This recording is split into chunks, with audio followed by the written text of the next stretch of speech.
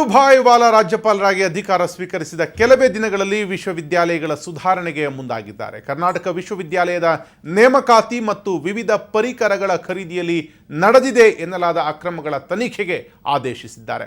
ಹೈಕೋರ್ಟ್ನ ನಿವೃತ್ತ ನ್ಯಾಯಮೂರ್ತಿ ಪದ್ಮರಾಜ್ ನೇತೃತ್ವದಲ್ಲಿ ತನಿಖಾ ಆಯೋಗ ರಚಿಸಿ ತನಿಖೆಗೆ ಆದೇಶಿಸಿದ್ದಾರೆ ಅಂತ ವಿವಿಯ ಮೂಲಗಳು ಸುವರ್ಣ ನ್ಯೂಸ್ಗೆ ತಿಳಿಸಿವೆ. ಕರ್ನಾಟಕ ವಿಶ್ವವಿದ್ಯಾಲಯದ ಅಕ್ರಮಗಳ ಬಗ್ಗೆ ಸುವರ್ಣ ನ್ಯೂಸ್ ವಿಸ್ತೃತವಾಗಿ ವರದಿಯನ್ನು ಪ್ರಕಟಿಸಿತ್ತು. ಅಲ್ಲದೆ ಬಿಜೆಪಿಯ ರಾಜ್ಯಾಧ್ಯಕ್ಷ ಪ್ರಹ್ಲಾದ್ ಜೋಶಿ, ಮಾಜಿ ಮುಖ್ಯಮಂತ್ರಿ ಶೆಟ್ಟರ್, ಸಿಂಡಿಕೇಟ್ನ ಮಾಜಿ ಸದಸ್ಯ ಜಯಂತ್ ನೇತೃತ್ವದ ನಿಯೋಗ ರಾಜ್ಯಪಾಲರಿಗೆ ದಾಖಲೆಗಳ ಸಮೇತ ದೂರನ್ನು ನೀಡಿದ್ರು.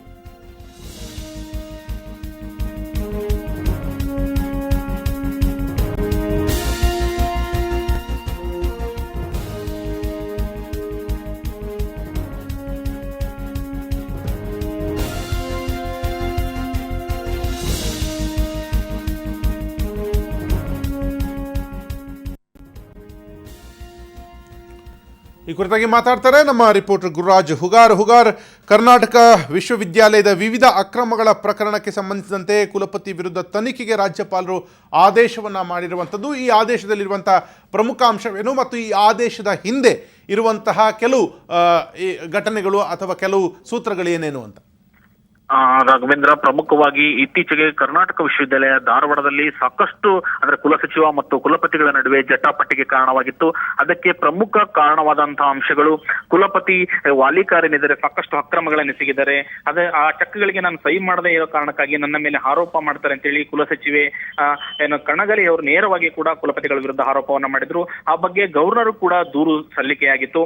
ಇದೀಗ ನೂತನ ರಾಜ್ಯಪಾಲರು ಈಗ ಈ ಕುಲಪತಿಗಳ ವಿರುದ್ಧ ಒಂದು ತನಿಖಾ ಆಯೋಗವನ್ನ ರಚನೆ ಮಾಡಿದರೆ ಅದರಲ್ಲಿ ವಾಲಿಕಾರ್ ಅವರು ಪ್ರಮುಖವಾಗಿ ಕುಲಪತಿಗಳಾದ ನಂತರ ಏನು ವಿಶ್ವವಿದ್ಯಾಲಯ ವ್ಯಾಪ್ತಿಯಲ್ಲಿ ಖರೀದಿ ವಿಚಾರದಲ್ಲಿ ಸಾಕಷ್ಟು ಅಕ್ರಮ ಎಸಗಿದ್ದಾರೆ. ಜೊತೆಗೆ 5 ಕೋಟಿ ರೂಪಾಯಿ ಮೊತ್ತದ ಸೋಲಾರ್ ವಿದ್ಯುತ್ ಅನ್ನ ಅಳವಡಿಸುವ ವಿಚಾರದಲ್ಲಿ ಏನು ಖರೀದಿ ಪ್ರಕ್ರಿಯೆ ಆಗಿತ್ತು ಅದರಲ್ಲೂ ಕೂಡ ಸಾಕಷ್ಟು ಅಕ್ರಮಗಳನ್ನ ನಡೆಸಿದ್ದಾರೆ ಅಂತೇಳಿ ಈಗಾಗಲೇ ದೂರಿನಲ್ಲಿ ಉಲ್ಲೇಖಿಸಲಾಗಿದೆ. ಹೀಗಾಗಿ ಕರ್ನಾಟಕ ವಿಶ್ವವಿದ್ಯಾಲಯದಲ್ಲಿ ಇದುವರೆಗೆ ಕುಲಸಚಿವ ಮತ್ತು ಕುಲಪತಿಗಳ ನಡುವೆ ನಡೆಯುತ್ತಿದ್ದಂತಹ ಜಟಾಪಟಿಗೆ ಗವರ್ನರ್ ಒಂದು ಚಾಟಿ ಬೀಸಿದ್ದಾರೆ ಅಂತ ಹೇಳ್ಬೋದು. ಏನು ಕುಲಸಚಿವರು ಮತ್ತು ಕುಲಪತಿಗಳ ಮೇಲೆ ಮಾಡಿದಂತಹ ಆರೋಪಗಳ ವಿಚಾರದಲ್ಲಿ ಈಗ ಆಯೋಗವನ್ನ ರಚನೆ ಮಾಡಿ ತನಿಖೆಗೆ ಮುಂದಾಗಿದ್ದಾರೆ ರಾಘವೇಂದರ್. ಓಕೆ, ಈಗ ಆಯೋಗ ರಚನೆ ಮಾಡಿ ತನಿಖೆಗೆ ಮುಂದಾಗತ್ತೆ. ತನಿಖಾ ವರದಿ ಎಷ್ಟು ದಿವಸ ಒಳಗಾಗಿ ಒಂದು ಬರಬಹುದು ಅಥವಾ ಇದಕ್ಕೇನಾದರೂ ದಿನಾಂಕವನ್ನು ಅಥವಾ ದಿನಗಳನ್ನು ನಿಗದಿಪಡಿಸಲಾಗಿದೆಯಾ ಅಥವಾ ಸ್ವತಂತ್ರವಾಗಿ ಈ ತನಿಖಾ ತಂಡ ತನಿಖೆಯನ್ನು ಮಾಡುತ್ತಾ? ಒಂದೊಮ್ಮೆ ತನಿಖೆ ಆದರೆ ಹೊರಬರಬಹುದಾದಂಥ ವಿಚಾರಗಳೇನೇನು ಅಂತ? ರಾಘವೇಂದ್ರ, ಪ್ರಮುಖವಾಗಿ ಇಲ್ಲಿ ವಿರುದ್ಧ ಕೇಳಿ ಬಂದಂತಹ ಪ್ರಮುಖ ಆರೋಪಗಳು ನೇಮಕಾತಿ ಪ್ರಕ್ರಿಯೆಯಲ್ಲಿ ಸಾಕಷ್ಟು ಅಕ್ರಮಗಳನ್ನ ನಡೆಸಿದ್ದಾರೆ. ಜೊತೆಗೆ ಖರೀದಿಯಲ್ಲಿ ಕೂಡ ವಿಶ್ವವಿದ್ಯಾಲಯ ವ್ಯಾಪ್ತಿಯಲ್ಲಿ ಖರೀದಿ ಪ್ರಕ್ರಿಯೆ ಆಗಿದೆ. ಅದರಲ್ಲೂ ಕೂಡ ಕುಲಪತಿಗಳು ವಾಲಿಕಾರ್ ಅವರು ಕೋಟ್ಯಾಂತರ ರೂಪಾಯಿ ಅಕ್ರಮವನ್ನ ನಡೆಸಿದರುವಂತದ್ದು ಪ್ರಮುಖ ಆರೋಪ. ಈಗ ನಿವೃತ್ತ ನ್ಯಾಯಮೂರ್ತಿಯೊಬ್ಬರ ಮೂಲಕ ಈಗ ತನಿಖೆ ನಡೆಯುವುದರಿಂದ ಸಾಕಷ್ಟು ಅಕ್ರಮ ನ್ಯಾಯಯುತವಾಗಿ ನಡೆದಲ್ಲಿ ಪದ್ಮರಾಜ್ ನೇತೃತ್ವದ ತಂಡ ರಚನೆ ಆಗಿದೆ. ಆ ಒಂದು ತಂಡದ ವರದಿಯನ್ನು ಆಧರಿಸಿ ಮುಂದೆ ಅದರಲ್ಲಿ ಲೋಪಗಳು ಕಂಡು ಬಂದಲ್ಲಿ ಕುಲಪತಿಗಳ ವಿರುದ್ಧ ನಿರ್ದಾಕ್ಷಿಣ್ಯವಾಗಿ ಕ್ರಮ ಕೈಗೊಳ್ಳುವಂತ ಸಾಧ್ಯತೆ ಕೂಡ ಇರುತ್ತೆ. ಆದ್ರೆ ಈ ತನಿಖಾ ತಂಡಕ್ಕೆ ಕಾಲಮಿತಿಯನ್ನ ನಿಗದಿ ಮಾಡಿಲ್ಲ. ಆದ್ರೆ ಈಗಾಗಲೇ ಗವರ್ನರ್ ಅವರು ಆದೇಶ ಮಾಡಿರೋದ್ರಿಂದ ಇನ್ನು ಕೆಲವೇ ದಿನಗಳಲ್ಲಿ ತನಿಖೆಯ ಭಾಗವಾಗಿ ಆ ಎಲ್ಲಾ ಖರೀದಿ ಪ್ರಕ್ರಿಯೆ ಮತ್ತು ನೇಮಕಾತಿ ವಿಚಾರದ ದಾಖಲೆಗಳನ್ನ ಈ ಆಯೋಗ ಕಲೆಕ್ಟ್ ಮಾಡುತ್ತೆ. ಹಂತ ಹಂತವಾಗಿ ಸಂಪೂರ್ಣವಾಗಿ ತನಿಖೆ ಮಾಡಿಸಿ ಆ ಸಾಕ್ಷಿಗಳನ್ನ ಕಲೆ ಹಾಕಿದ ಬಳಿಕ ಈ ವಾಲಿಕಾರ್ ವಿರುದ್ಧ ಒಂದು ವೇಳೆ ಆರೋಪ ದೃಢಪಟ್ಟಿದ್ರೆ ಖಂಡಿತವಾಗಿ ಕೂಡ ಅವರ ವಿರುದ್ಧ ಕ್ರಮ ಆಗುವಂತ ಸಾಧ್ಯತೆ ಇದೆ ರಾಘವೇಂದರ್. ಓಕೆ, ಈಗ ರಾಜ್ಯಪಾಲರ ಆದೇಶ ಕುತೂಹಲ ಮೂಡಿಸಿರುವಂಥದ್ದು. ಈ ಹಿಂದೆಯೂ ಕೂಡ ಈ ಕುಲಪತಿಗಳ ವಿಚಾರವಾಗಿ ಅಥವಾ ಕುಲಸಚಿವರ ವಿಚಾರವಾಗಿ ಒಂದು ಹಲವಾರು ಬಾರಿ ದೂರು ರಾಜ್ಯಪಾಲರಿಗೆ ಹೋಗಿದ್ದರೂ ಕೂಡ ತನಿಖೆಗೆ ಆದೇಶ ಆಗಿರಲಿಲ್ಲ. ಈಗ ನೂತನ ರಾಜ್ಯಪಾಲರು ಬಂದ ಕೆಲವೇ ದಿವಸಗಳ ಅವಧಿಯಲ್ಲಿ ಈ ವಿಚಾರವಾಗಿ ತನಿಖೆಗೆ ಆದೇಶವನ್ನು ಕೊಡ್ತಾರೆ. ಈ ರಾಜ್ಯಪಾಲರ ಆದೇಶ ಒಂದು ಕುತೂಹಲ ಮೂಡಿಸಿಲ್ವಾ?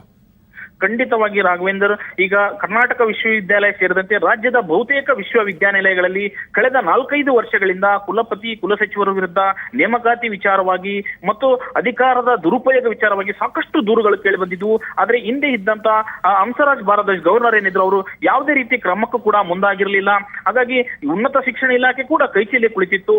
ಆದ್ರೆ ನೂತನವಾಗಿ ಬಂದಿರುವಂತ ಈ ಗವರ್ನರ್ ಏನಿದ್ದಾರೆ ನಿರ್ದಾಕ್ಷಿಣ್ಯವಾಗಿ ಒಂದು ಕ್ರಮಕ್ಕೆ ಮುಂದಾಗಿದ್ದಾರೆ ಅಂತ ಹೇಳ್ಬೋದು. ಹಾಗಾಗಿ ಇದು ವಿಶ್ವವಿದ್ಯಾನಿಲಯಗಳಲ್ಲಿ ಇದುವರೆಗೆ ಆರೋಪ ಪ್ರತ್ಯಾರೋಪ ಮತ್ತು ಏನು ಅಲ್ಲಿ ಆರೋಪಗಳಲ್ಲಿ ತೊಡಗಿದಂತವ್ರಿಗೆ ಇದು ಒಂದು ರೀತಿ ಬಿಸಿ ಮುಟ್ಟಿಸುವಂತ ಕೆಲಸವನ್ನ ಮಾಡಿದರೆ, ಯಾವುದೇ ಕಾರಣಕ್ಕೂ ಕೂಡ ಅಕ್ರಮಗಳು ನಡೆದ್ರೆ ಅದನ್ನ ಮುಚ್ಚಿಕೊಳ್ಳುವಂತ ಪ್ರಶ್ನೆನೇ ಇಲ್ಲ ಅನ್ನುವಂತ ದಾಟಿಯಲ್ಲಿ ಈಗ ವಜುಭಾಯಿ ವಾಲಾ ಏನು ತನಿಖೆಗೆ ಒಂದು ಆದೇಶವನ್ನ ಮಾಡಿದರೆ, ಇದು ಈಗ ಗವರ್ನರ್ ಆದೇಶದ ಹಿನ್ನೆಲೆಯಲ್ಲಿ ಕುಲಪತಿಗಳಿಗಾಗಿರ್ಬೋದು ಮತ್ತು ಕುಲಸಚಿವರುಗಳಿಗಾಗಿರ್ಬೋದು ಒಂದ್ ರೀತಿ ಬಿಸಿ ಮುಟ್ಟಿಸುವಂತ ಕೆಲಸ ಆಗಿದೆ ಅಂತ ಹೇಳ್ಬೋದು. ಇದುವರೆಗೆ ಇವರ ಆರೋಪಗಳನ್ನ ಮತ್ತು ವಾದಗಳನ್ನ ಸರ್ಕಾರ ಅಷ್ಟು ಗಂಭೀರವಾಗಿ ಪರಿಗಣಿಸಲಿಲ್ಲ. ಅದರ ಪರಿಣಾಮವಾಗಿ ವಿಶ್ವವಿದ್ಯಾಲಯಗಳಲ್ಲಿ ಸಾಕಷ್ಟು ಒಂದ್ ರೀತಿ ಒಂದು ಶೈಕ್ಷಣಿಕವಾಗಿ ಹಿನ್ನಡೆಯಾಗುವಂತ ವಾತಾವರಣ ಸೃಷ್ಟಿಯಾಗ್ತಾ ಇತ್ತು. ಆದ್ರೆ ನೂತನ ಗವರ್ನರ್ ಈಗ ತನಿಖೆಗೆ ಆದೇಶ ಮಾಡಿರುವಂತದ್ದು ನಿಜಕ್ಕೂ ಕೂಡ ಒಂದು ಮೆಚ್ಚುಗೆ ವ್ಯಕ್ತಪಡಿಸುವಂತ ಕಾರ್ಯ ಅಂತ ಹೇಳ್ಬೋದು. ರಾಘವೇಂದ್ರ, ಥ್ಯಾಂಕ್ ಯು ಹುಗಾರ್, ನಿಮ್ಮೆಲ್ಲ ಮಾಹಿತಿಗೆ.